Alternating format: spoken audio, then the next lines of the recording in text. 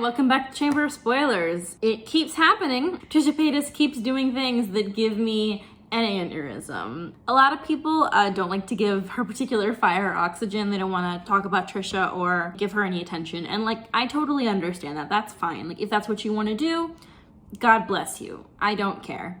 But I don't really have that luxury because what she's doing is often very harmful to my community. I wouldn't be out here criticizing her if all she did was say offensive things about communities that I'm not a part of or that I don't know anything about, because that's not my place.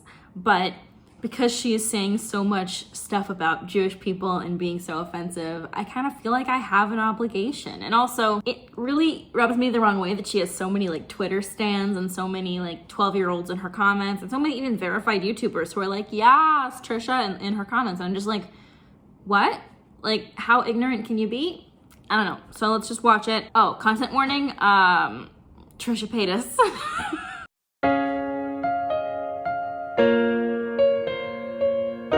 It starts with the font. I love that she went with the Egyptian font thing. I was alone, just a queen without a throne. How could I have known? My mind was gonna be blown, and it was blown. What's really confusing to me is she's comparing Moses, her fiance, to the biblical Moses. Who is she supposed to be? Because she says here, queen without a throne. Moses didn't marry a queen, and he was never a king. Who is she supposed to be in this allegory? Because she's wearing Joseph's Technicolor Dreamcoat, which I assume is for the aesthetic. I assume she's not going for any actual, correctness here, because that's not really her vibe. It's aggressively tone corrected. I didn't know if she was a good singer or not. I've never seen video of her singing unedited. You can really tell from the way the song is composed. And I'm not even I don't know anything about audio, but her tone is corrected from this. It doesn't sound quite right if you listen to it. Interesting. Secondly, I can already tell looking at this that this is based on Joseph and the Technicolor Dreamcoat, the musical, the set. Interested. And obviously she's wearing the Technicolor Dreamcoat outfit. Interesting choice. I will say that the coat looks very well made. It looks very similar to the one in the Donny Osmond musical. Part of the seas, escaped from the seas, set all the slaves free. I fell in love before, but before he opened that door, there was a guy, a prophetical guy. The bush was burning bright, not an Israeli in sight. Smear the blood, pass over us, Moses, the voice of God. So that's a lot right there. I don't know why she's felt the need to go so hard on biblical illusion. So part of the sea is one of Moses's top 10 achievements, guiding the Israelites through the ocean, sure. Escaped Ramesses, the pharaoh, set all the slaves free. Objectively untrue. There were still slaves in Egypt, they just weren't Israelite slaves. Slavery is pretty pervasive in almost all ancient cultures because slavery is one of the things people do in order to make a profit. It's one of the oldest professions, is owning slaves. The bush was burning bright, not an Israeli in sight. Smear the blood, pass over us, Moses, the voice of God. The bush was burning bright. So we're at the burning bush when take off your shoes, for this is sacred ground. I don't know why these, it seems like these illusions just don't mean anything. She's not even using them for anything. She's just throwing as many darts at the wall and hoping they'll stick. Not an Israeli insight. So this is weird because there weren't any Israelis yet. Israel wasn't established until the 20th century. So, I don't know who she's calling Israeli. Smear the blood. Moses is the voice of God. It's hard to it's hard to keep her words apart. Moses is the word of God. I'm confused by that. Interesting. I'm very confused. I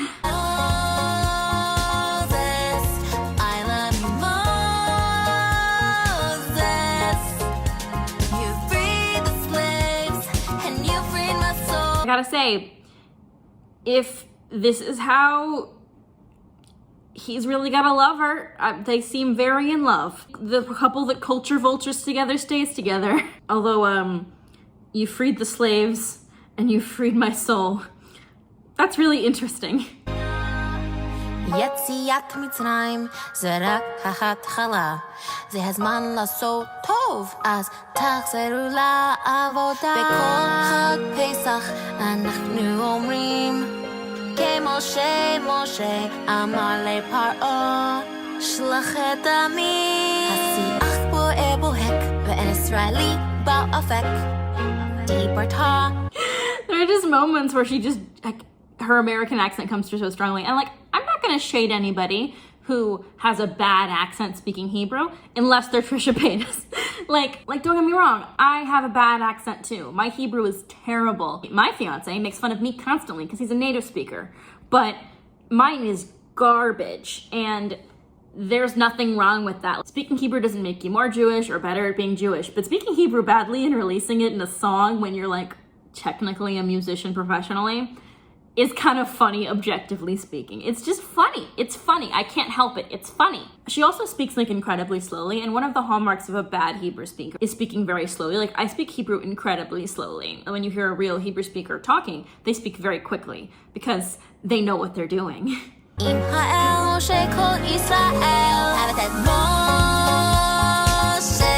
Okay, grammar mistake, or maybe just a translation error. She's saying, Ani ohevet et Moses. Ani ohevet et Moshe. Which is not right. So if I was going to say, I love Moses, I would just say, Ani ohevet Moshe. I love Moses. If I was going to say, I love you, Moses, which I feel like is a little, I mean, it doesn't translate directly effectively. Like, if I was going to say, I love you, I would say, Ani ohevet ota. Ani ohevet ota. Which is just, I love you. What she's saying is, Ani ohevet et Moshe, which is wrong. So et isn't the pronoun. Et is a word that kind of means like that or that thing. Et is like, I don't even know what to, my Hebrew is not great. But I will say, et isn't you. Ata is you. At is you for females. Even saying like ani ohevet ata isn't right. Say ani ohevet ota. I don't know why it's right, but I know it is. Like, my Hebrew isn't good. I'm just telling you this straight up. My Hebrew is bad, but I know what's right, and that's really not. So what I'm saying is ani ohevet et Moshe is not right. It'd be ani ohevet ota Moshe. I love you, Moses, or just ani ohevet Moshe. That's literally it. And I think pretty sure she's gonna sing this for the whole fucking song. Dear God. Ani ohevet et Moshe.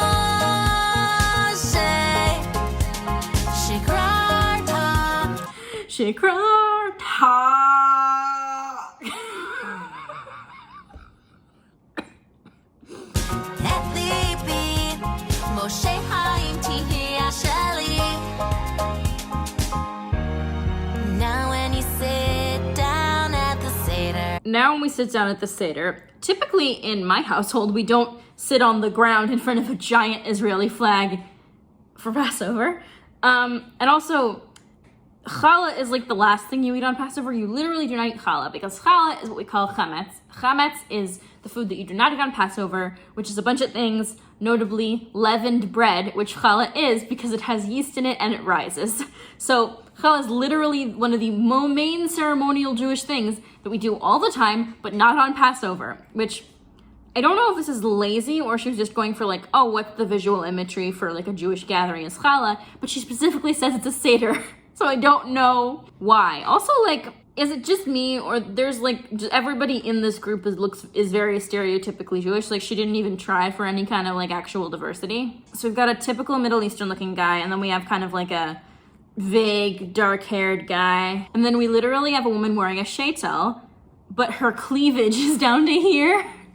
That's not how anything works. Like, I certainly know women who cover their hair who are willing to show a little boob, but if you're wearing a sheitel, which is the kind of wig that a woman who is Orthodox would wear, because it's a modesty thing, not showing your hair, this woman literally is like bearing cleavage down to her breastbone, and I'm just like, that's not how it works. That's not how most Orthodox women, or as far as I've met any Orthodox women, would dress. Now when you sit down at the Seder, let's take away that we must always tip the waiter.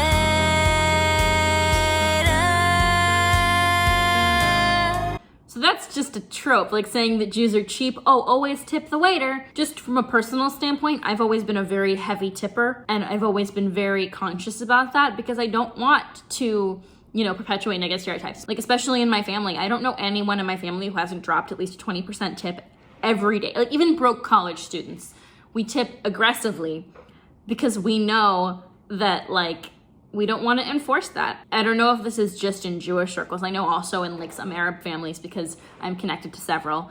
that check grabbing is kind of a thing. Like, people at the table, it's kind of a sport to like grab the check and see who can get it first. And sometimes what you'll do is you'll arrive at the restaurant early so you can give them your card ahead of time. Like, we are really aggressive about paying for things in advance or like extra, or making sure that we're really generous because we want to combat the negative stereotype of Jews being cheap. I know that in my life I try to, and being generous with tips is only one of the ways. But like, she literally sings we must always tip the waiter. I've never been to a Seder so fancy that there was a waiter. Actually, you know, I was at a synagogue Seder once and maybe there was a waiter at that. I don't know. It just seems like she was looking for a cheap rhyme. Nor oppressed, we must always do our best. No one below, no one above. Egyptian or oppressed, we all must do our best. Has she like read the story? Like, when she's like equivocating those two, we're talking oppressed, the Jews, people who were forced into slavery. Egyptian meaning the people who forced them into slavery and killed their babies. The same. We all must do our best. The Egyptians did their best to actually kill all of us, much like many other groups of people over history. So I really don't want them to do their best, actually, because if they were, me not being alive would be the result. Moses, give me your love. I love you, Moses. This is just a side note on the Passover thing. I've literally never been at a Seder where we sit on the ground. Not since I was maybe like a little kid, because, you know, we couldn't sit in chairs, we couldn't sit still. But like, I don't think sitting on the ground for like 4 to 6 hours that a Seder would take you is good for your back. Because like, I'm thinking about without having like support to like lean back against. Also, like, how do you lean to the left? You're supposed to lean to the left during Passover at times for ceremonial reasons that I won't go into now. How are you supposed to do that without falling over or into your neighbor's plate?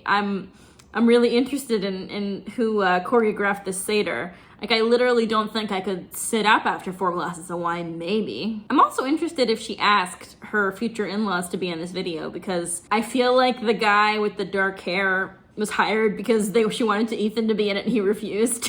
I'm not sure if here she's going for the Marilyn Monroe thing, because I think with the hair, it really says Marilyn Monroe to me. Marilyn Monroe is actually one of the most famous and yet not known Jewish converts. She converted to Judaism to marry Arthur Miller, the playwright. Unusual that you don't hear about that. Like, nobody knows she was married to Arthur Miller, and I'm just like, that's amazing. Trisha's wearing an obnoxious Magen David. That's interesting.